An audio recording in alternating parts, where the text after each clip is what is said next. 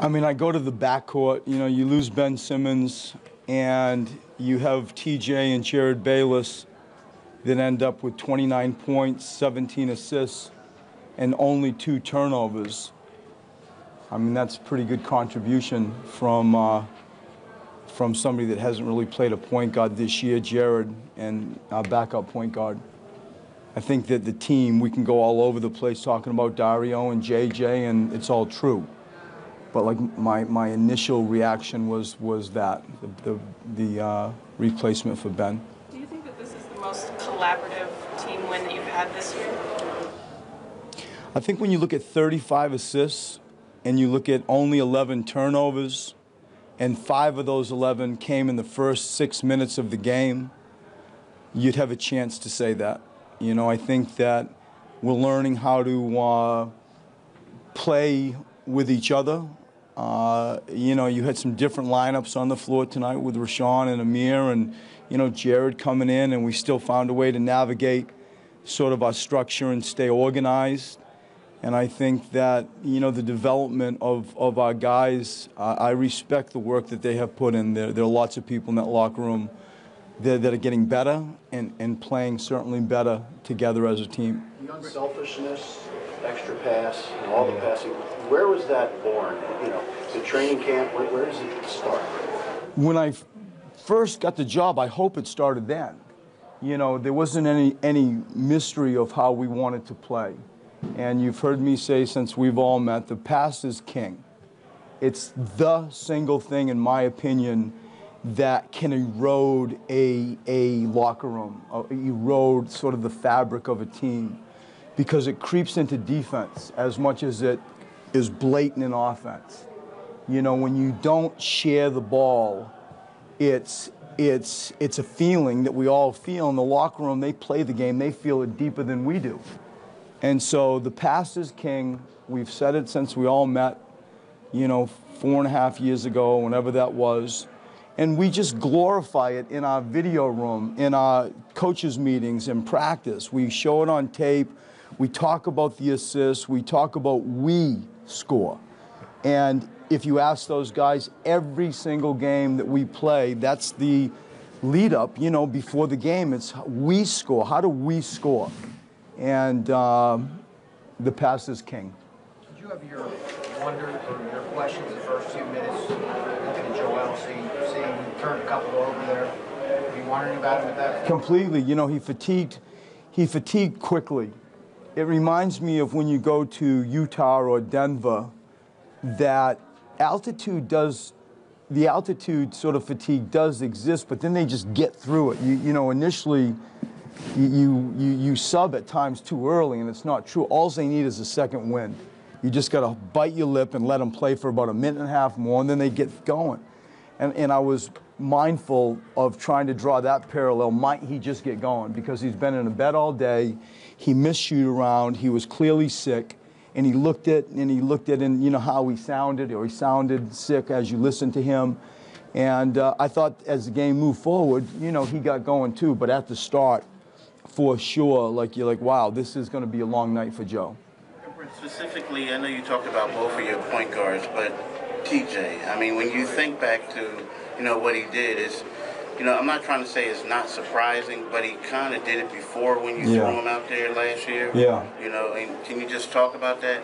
I think that, you know, when I learned that Ben was not going to play, you know, you start sort of reshuffling the deck of what does that mean structurally, offense, defense, substitution patterns, all that. And there was a comfort level, to your point, that I had, because he held that position all, you know, last year, or the large majority of last year. And he had been there and done that. And he's one of these players that you don't really sense fatigue much, even though he plays with such a high motor. And so the confidence level that I had in him, because of last year's experience together, was important, and it was real. You know, like you weren't guessing. You'd seen him do stuff like this in the past, and tonight he was exceptional. What is it about the dynamic between TJ and JJ that it worked so well tonight? I mean, they both have high motives. You know, JJ, that's the thing that I felt when we had to game plan against him. You knew he was a shooter. Everybody gets that. But lots of people don't understand the movement that has happened, that takes place prior to him getting shots. He is just constantly moving. And TJ is constantly moving. And the sort of partnership and TJ's awareness of where he is as JJ's keeping defenders off balance by back cutting their head, the blind defenders we call them, and, you know, floor spots on penetration, the knowledge of where we want people when the ball is driven from certain spots, that has grown into a real partnership. What did you think about having two bigs on the floor at the same time? Did you like what you saw? I did. I liked it. You know, I thought it looked good. I think that Rashawn's mobility, you know, and did a good job on Gordon. I think that we're a little bit naked in relation to a comfort level structurally.